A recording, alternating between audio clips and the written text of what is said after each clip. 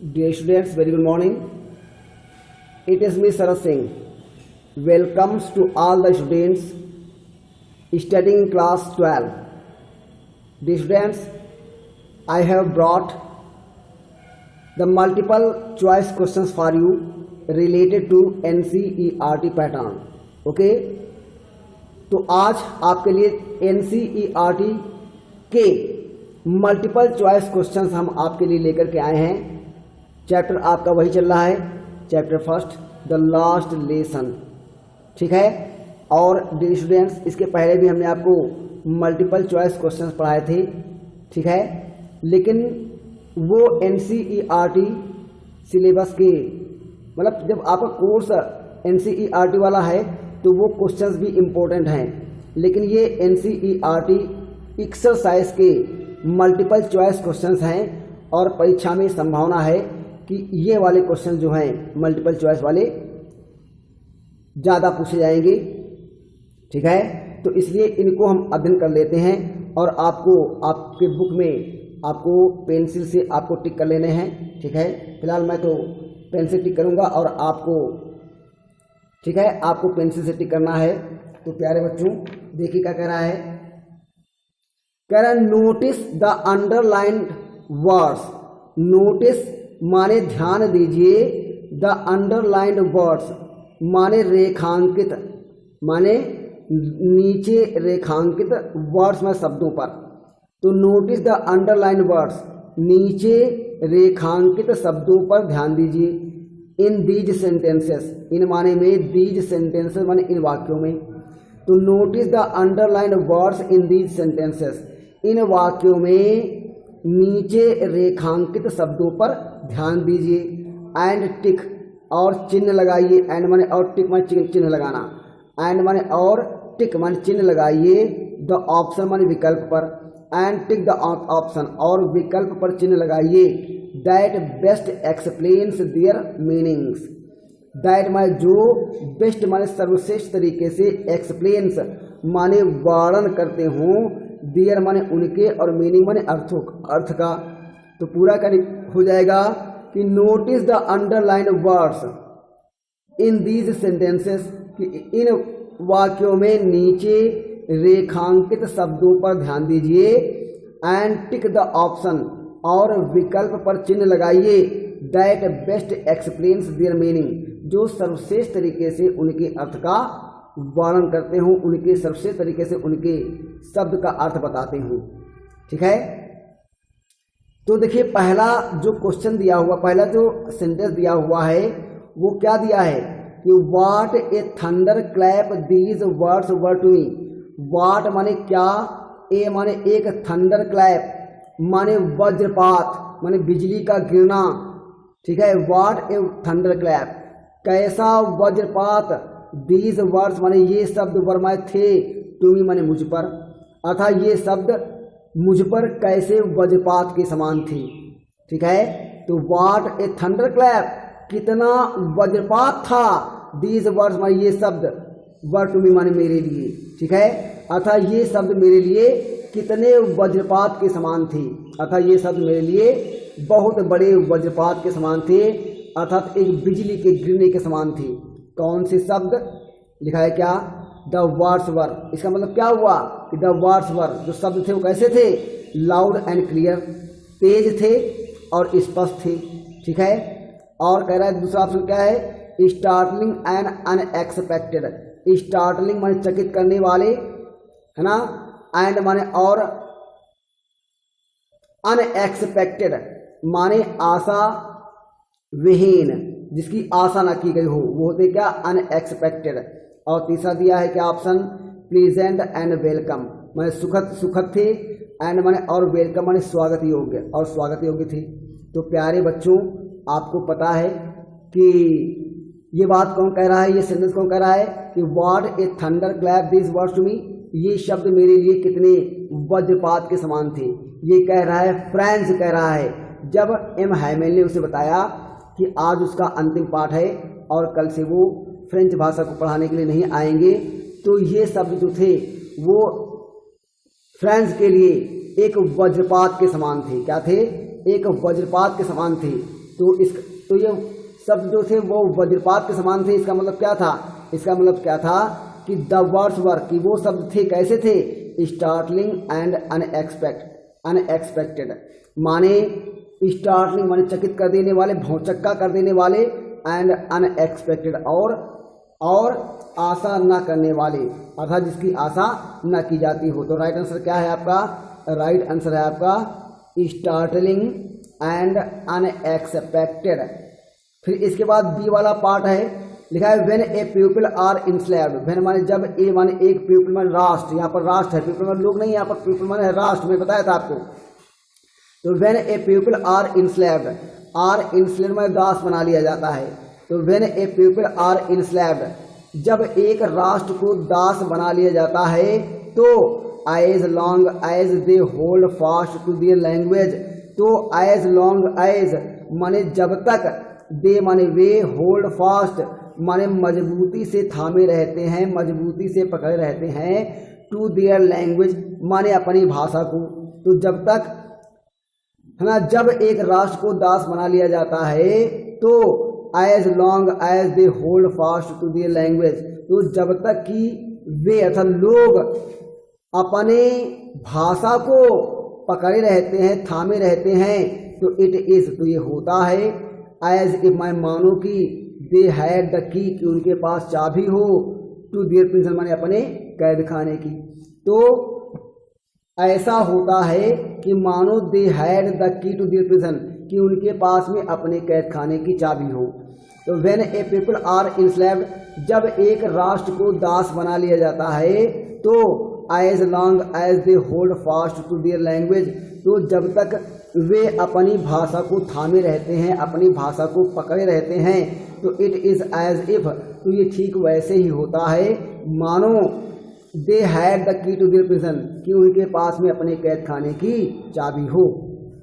ठीक है, तो इसका जो एक्सप्लेन दिया है क्या, कि it is if, it is as if, ये ऐसे होता है मानो they have the key to their prison, कि उनके पास में कैद खाने की चाबी हो, एज लॉन्ग एज दे, जब तक कि वे, है ना, do not lose their language, do not loose माने नहीं खोते हों, देयर लैंग्वेज माने अपनी भाषा, जब तक कि वे अपनी भाषा को नहीं खोते हों, या आर अटैच्ड माने प्रेम करते हों, टू देयर लैंग्वेज माने अपनी मातृभूमि से, अपनी भाषा से, जब तक कि वे अपनी भाषा से प्रेम करते हों।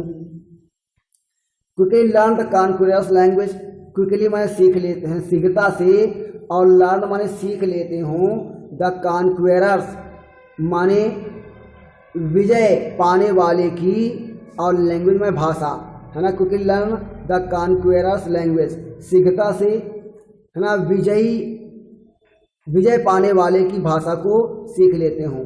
तो प्यारे बच्चों, सही आंसर क्या है? सही आंसर क्या है? Do not lose their language, do not lose their language, अर्थात जब तक लोग अपनी भाषा को नहीं खोते हैं, है ना। तो कह रहा है क्या, कि when a people are enslaved, जब एक राष्ट्र को दास बना लिया जाता है, गुलाम बना लिया जाता है, तो as long as they hold fast to their language, तो जब तक लोग अपनी भाषा को थामे रहते हैं, पकड़े रहते हैं, तो इट इज़, तो ये वैसे ही होता है, एज इफ मैं मानो they had the key to their prison, कि उनके पास अपने कैद खाने की चाबी हो। इसका मतलब क्या है?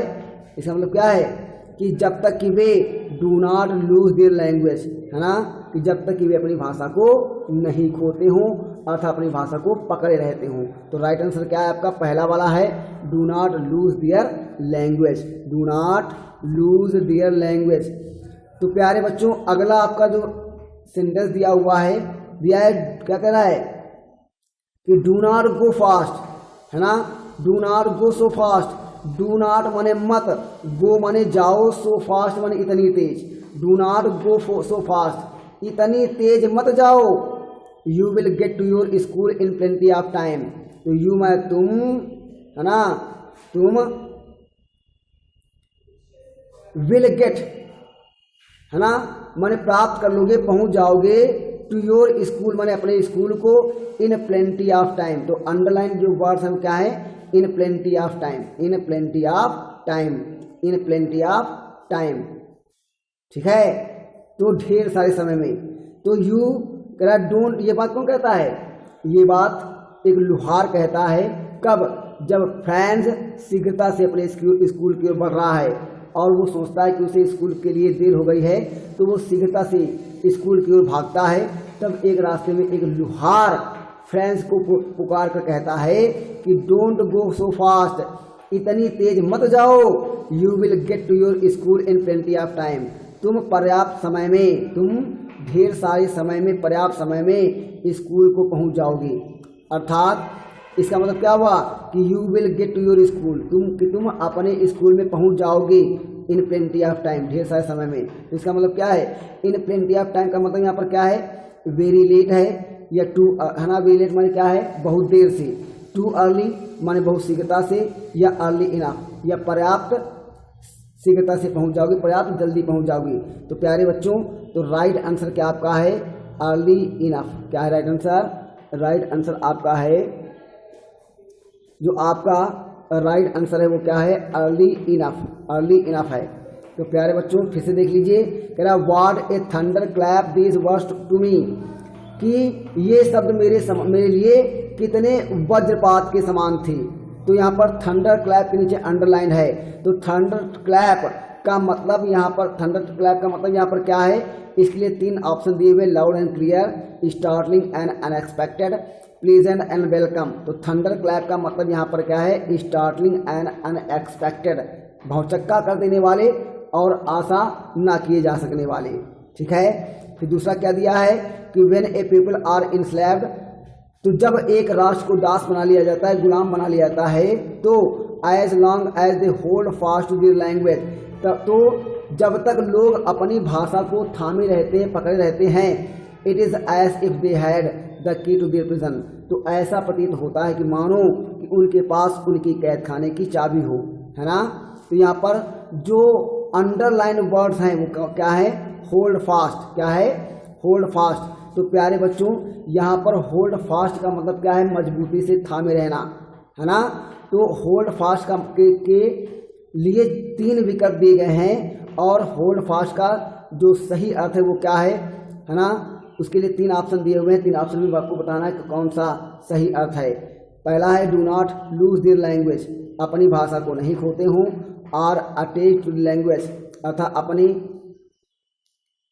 अपनी भाषा से प्रेम करते हों, quickly learn the conquest language, और शीघ्रता से विजय पाने वाले की भाषा को सीख लेते हों।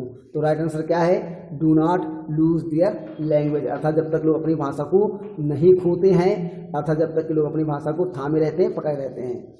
नंबर सी वाला दिया है डोंट गो सो फास्ट, इतनी शीघ्रता से, इतनी तेजी से मत जाओ, you will get to your school in plenty of time, तुम ढेर सारे समय में अपने स्कूल को पहुंच जाओगे।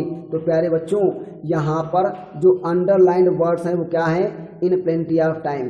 तो इन प्लेंटी ऑफ टाइम के लिए 3 अल्टरनेट दिए हैं, 3 विकल्प दिए हुए हैं और एक ही विकल्प सही है कि इन प्लेंटी ऑफ टाइम है ढेर सारे समय में। इसका अर्थ क्या है? वेरी लेट, बहुत देर से नहीं। टू अर्ली मतलब बहुत ज़्यादा, बहुत जल्दी नहीं। अर्ली इनफ, पर्याप्त समय में। ठीक है। तो यहाँ पर प्लेंटी ऑफ टाइम का मतलब क्या है? Early enough. ठीक है, अर्ली इनफ है। तो प्यारे बच्चों ये 3 ऑप्शन हो गए, एक आपका ऑप्शन और बचा है वो हम आपको समझा दे रहे हैं। ठीक है प्यारे बच्चों, जो आपका डी वाला पार्ट है, जो आपका डी वाला पार्ट है वो क्या कह रहा है? देखिए कह रहा है आई नेवर सा हिम लुक सो टाल, कि आई माने मैंने, नेवर माने कभी भी नहीं, सा मैं देखा था, हिम माने उन्हें, लुक सो टाल माने इतना लंबा दिखता हुआ। ठीक है, इतने लंबे दिखते हुए, है ना। तो आई नेवर सा हिम लुक सो टाल, मैंने कभी भी उन्हें इतना लंबा दिखता हुआ नहीं दिखा था। इसका मतलब क्या हुआ कि एम हैमेल जो थे, है ना, लुक सो टाल मतलब इतने लंबे दिखते हुए। तो इसका मतलब यहाँ पर क्या है कि जो अंडरलाइन वर्ड है वो क्या है? लुक सो टाल।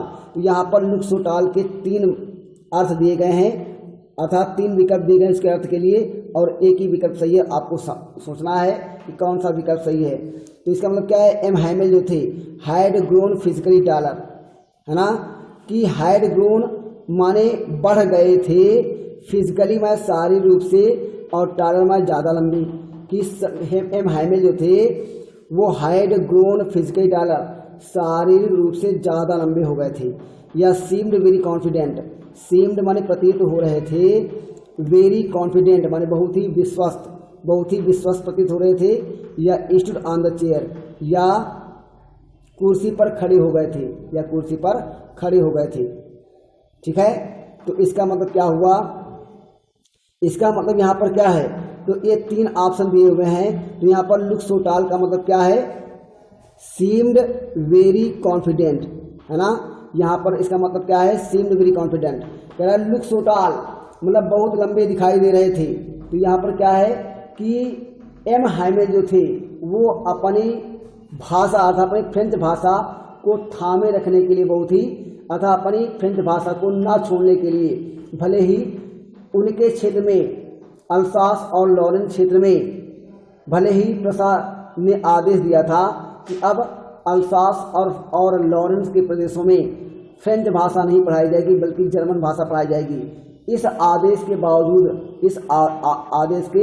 बावजूद जो एम हाइमेल थे वो ये विश्वास प्रकट कर रहे थे, वो ये विश्वास दिखा रहे थे कि वे अपनी भाषा को अर्थात फ्रेंच भाषा को नहीं छोड़ेंगे और अपनी फ्रेंच भाषा को प्रेम करने के लिए बहुत ही विश्वास दिखाई पड़ रहे थे, है ना। तो इसका जो राइट आंसर क्या है, सीम्ड वेरी कॉन्फिडेंट। तो आपको ये 4 ऑप्शन जो हैं जो NCERT क्वेश्चंस के हैं इनको आपको अच्छी तरीके से अध्ययन करना है और इनको अपने ध्यान में बनाए रखना है। ठीक है, और इसके बाद में जो इसके क्वेश्चन आंसर्स हैं वो आपको हमारे व्हाट्सएप के माध्यम से आपको शेयर करने के लिए भेजे जाएंगे चैप्टर 1 के। और अगला चैप्टर जो है वो हम आपके लिए कल से शुरुआत करेंगे। तब तक के लिए गुड बाय।